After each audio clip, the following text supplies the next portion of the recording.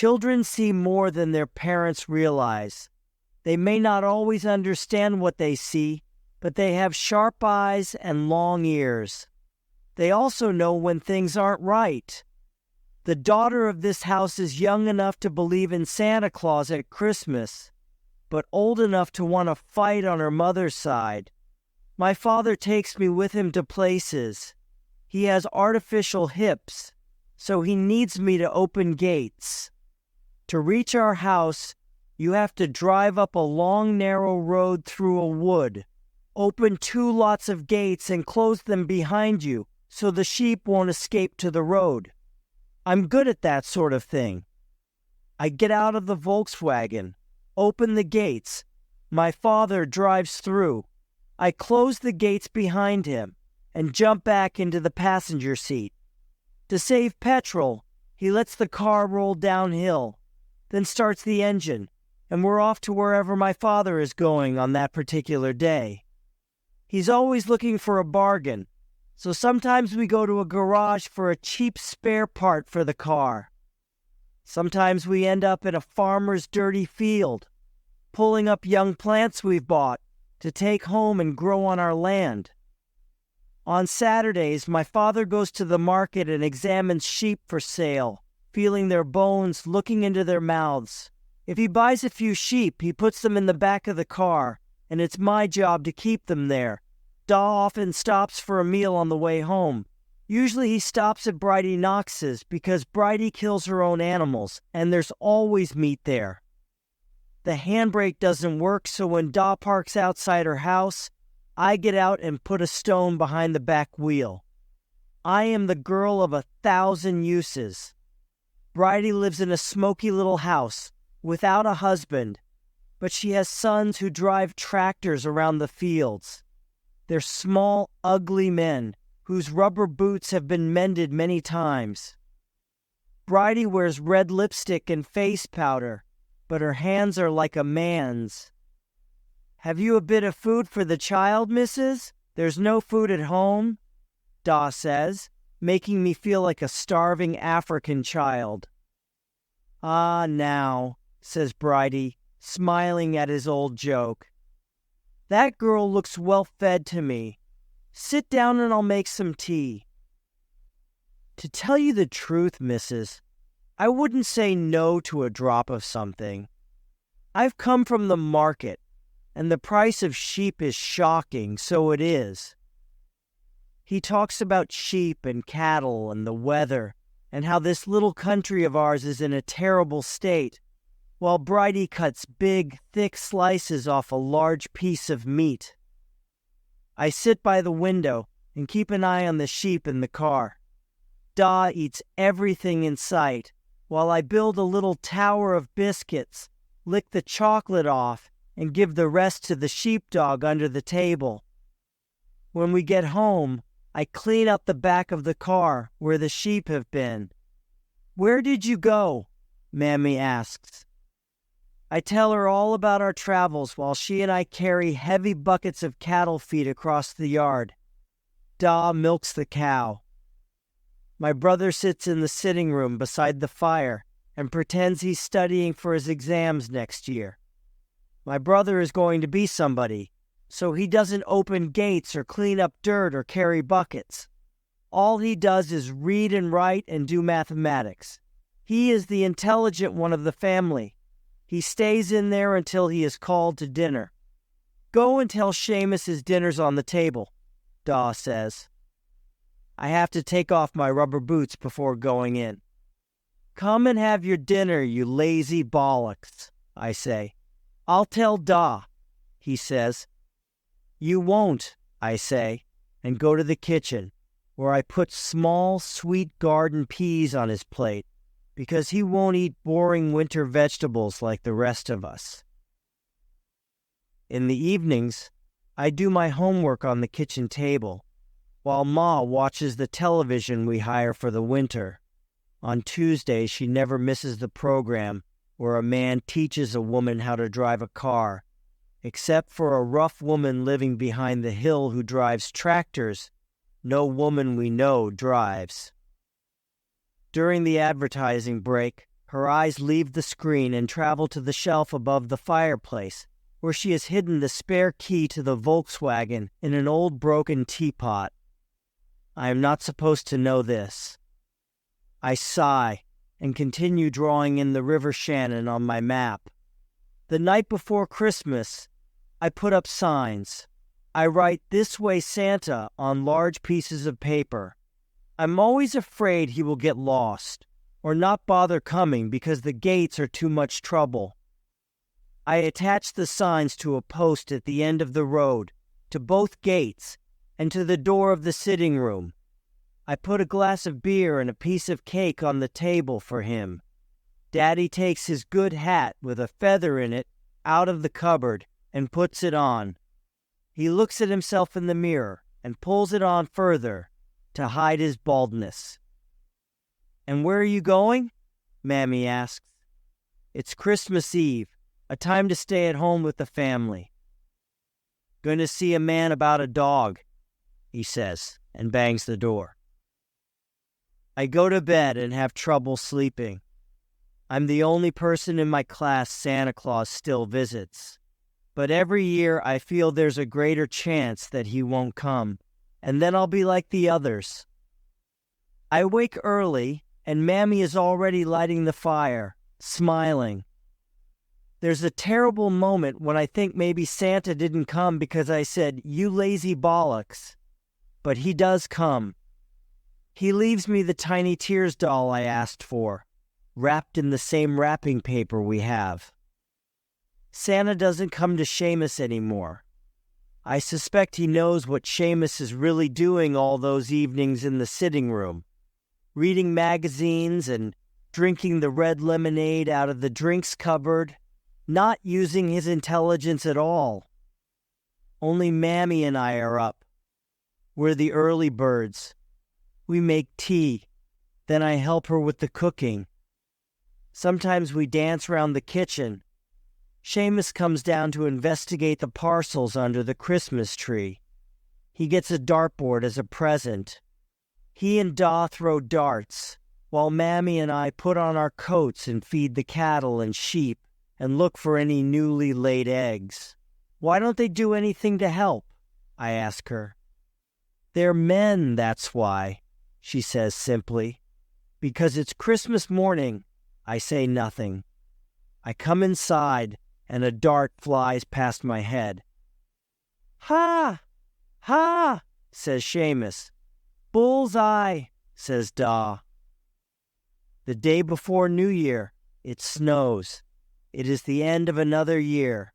I eat some leftover Christmas food for breakfast and fall asleep watching a film on the television. I get bored playing with my Tiny Tears doll, so I start playing darts with Seamus. When I get a good score, he calls it lucky. I've had enough of being a child. I wish I was big. I wish I could sit beside the fire and wait to be called to dinner. I wish I could sit behind the wheel of a car and get someone to open the gates for me. Vroom! Vroom! I'd drive away fast. That night, we get ready for the village dance.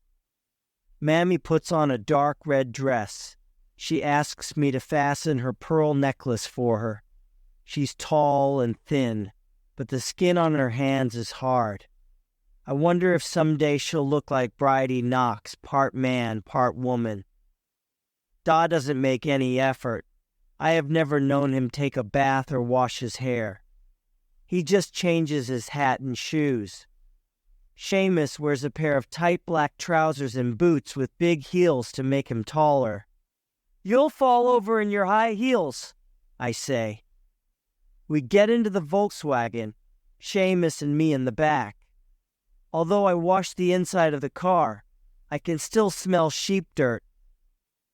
I hate this smell that drags us back to where we come from. Because there are no doors in the back of the car, it's Mammy who gets out to open the gates. I think she's beautiful, with her pearls around her neck and her red skirt flying out as she turns around. I wish Da would get out. I wish the snow would fall on him, not on Mammy and her good clothes. I've seen other fathers holding their wives' coats, holding doors open for them, but Da's not like that. The village hall stands in the middle of a car park. Inside there's a slippy wooden floor and benches around the walls, and strange lights that make white clothes seem very bright. Everyone we know is there, including Bridie with her red lipstick, and Sarah Combs, who only last week gave my father a glass of wine and took him into the sitting room to show him her new furniture. There's a band playing dance music, and Mammy and I are first on the floor. When the music stops and restarts, she dances with Seamus. My father dances with the women he knows from his trips. I wonder how he can dance like that and not be able to open gates. Old men in their 30s ask me to dance. They tell me I'm light on my feet. "Christ, you're like a feather," they say. After a while, I get thirsty, and Mammy gives me money for a lemonade and some raffle tickets. A slow dance begins, and Da walks across to Sarah Combs, who rises from her bench and takes her jacket off. Her shoulders are bare. She looks half naked to me. Mammy is sitting with her handbag on her knees, watching. There is something sad about Mammy tonight. It's all around her, like when a cow dies and the men come to take it away. Something I don't fully understand is happening. A black cloud seems to hang in the air. I offer her my lemonade, but she just drinks a little and thanks me. I give her half my raffle tickets, but she doesn't care. Da has his arms around Sarah Combs, dancing close and slow. I go to find Seamus, who's smiling at a blonde I don't know. "Go and dance with Sarah Combs instead of Da," I say. "Why would I do that?" he asks. "And you're supposed to be intelligent," I say. "Bollocks." I walk across the floor and tap Sarah Combs on the back. She turns, her wide belt shining in the light. "Excuse me," I say, like when you ask someone the time. She just giggles, looking down at me. "I want to dance with Daddy," I say. At the word Daddy, her face changes, and she loosens her hold on my father. I take over and dance with him. He holds my hand tight like a punishment. I can see my mother on the bench reaching into her bag for a handkerchief. Then she goes to the ladies' toilets. There's a feeling like hatred all around Da. I get the feeling he's helpless, but I don't care. For the first time in my life, I have some power. I can take over, rescue, and be rescued. There's a lot of excitement just before midnight. Everybody's dancing, knees bending, handbags waving. The band leader counts down the seconds to New Year, and then there's kissing all round. My parents don't kiss. In all my life, back as far as I remember, I have never seen them touch. Once I took a friend upstairs to show her the house. "This is Mammy's room, and this is Daddy's," I said. "Your parents don't sleep in the same bed?" she said in amazement. That was when I suspected our family wasn't normal. The hall's main lights are switched on, and nothing is the same. People are red-faced and sweaty. Everything's back the way it is in everyday life. The band leader calls for quiet and says the raffle is about to take place. He holds out the box of tickets to the blonde that Seamus was smiling at. "Dig deep," he says. "First prize is a bottle of whiskey." She takes her time, enjoying the attention. "Come on," he says. "Christ, girl, it's not £1,000,000 we're offering." She hands him the ticket. What color would you say that is? It's a pink ticket, number 725 and 3X429H. I'll give you that again. It's not mine, but it's close. I don't want the whiskey anyway. I'd rather have the box of afternoon tea biscuits. That's the next prize. There's a general searching in pockets and handbags. He calls out the numbers a few times and is just going to get the blonde to pick another ticket when Mammy rises from her seat. Head held high, she walks in a straight line across the floor. A space opens in the crowd. People step to one side to let her pass. I have never seen her do this. Usually she's too shy, gives me the tickets, and I run up and collect the prize. "Do you like a drop of whiskey, do you, missus?" the band leader asks, reading her ticket. "Sure, it'd keep you warm on a night like tonight. No woman needs a man if she has a drop of whiskey. Isn't that right? 725. That's the one. My mother is standing there in her beautiful clothes, and it's all wrong. She doesn't belong up there." "Let's see," he says. "Sorry, missus. The rest of the number's wrong. The husband may keep you warm again tonight." My mother turns and walks proudly back, with everybody knowing she thought she'd won. And suddenly she is no longer walking, but running in the bright white light towards the door, her hair flowing out like a horse's tail behind her. Out in the car park it's been snowing, but the ground is wet and shiny in the headlights of the cars that are leaving. Moonlight shines down on the earth. Ma, Seamus, and I sit in the car, shaking with cold, waiting for Da.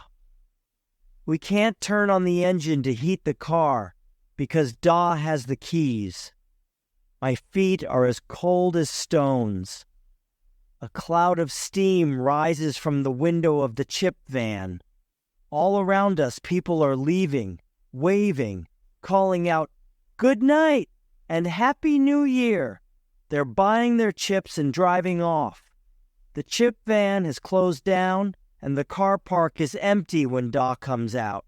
He gets into the driver's seat, starts the engine, and we're off. "That wasn't a bad band," he says. Mammy says nothing. I said there was a bit of life in that band. Louder this time. Still, Mammy says nothing. Da begins to sing, Far Away in Australia. He always sings when he's angry. The lights of the village are behind us now. These roads are dark. Da stops singing before the end of the song. "Did you see any nice girls in the hall, Seamus?" "Nothing I'd be mad about." "That blonde was a nice little thing." I think about the market, with all the men looking at the sheep and cattle. I think about Sarah Combs and how she always smells of grassy perfume when we go to her house. We have driven up the road through the wood. Da stops the car. He is waiting for Mammy to get out and open the gates. Mammy doesn't move. "Have you got a pain?" he says to her. She looks straight ahead. "Can't you open your door or what?" he asks. "Open it yourself." He reaches over her and opens her door, but she bangs it shut. "Get out there and open that gate," he shouts at me. Something tells me I shouldn't move. "Seamus!" he shouts. "Seamus!" None of us moves. "Christ!" he says. I am afraid. Outside, one corner of my "This Way Santa" sign has come loose. The sign is hanging from the gate. Da turns to my mother, his voice filled with hate. "And you walking up there in your best clothes in front of all the neighbors, thinking you won first prize in the raffle." He laughs unpleasantly and opens his door. "Running like a fool out of the hall." He gets out and there's anger in his walk. He sings, "Far Away in Australia." He's reaching up to open the gate when the wind blows off his hat. The gate opens. He bends to pick up his hat, but the wind blows it further away. He takes another few steps, but again it is blown just a little too far for him to catch it. I think of Santa Claus using the same wrapping paper as us, and suddenly I understand. There is only one obvious explanation. My father is getting smaller.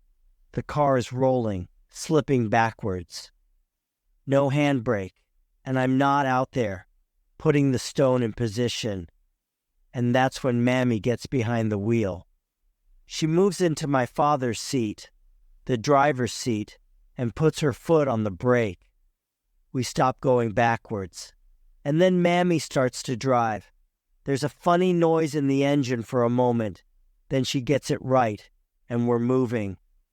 Mammy is taking us forward, past the Santa sign, past my father, who has stopped singing, through the open gate. She drives us through the snow-covered woods. When I look back, my father is standing there watching our taillights. The snow is falling on him, on his bare head, on the hat that he is holding in his hands.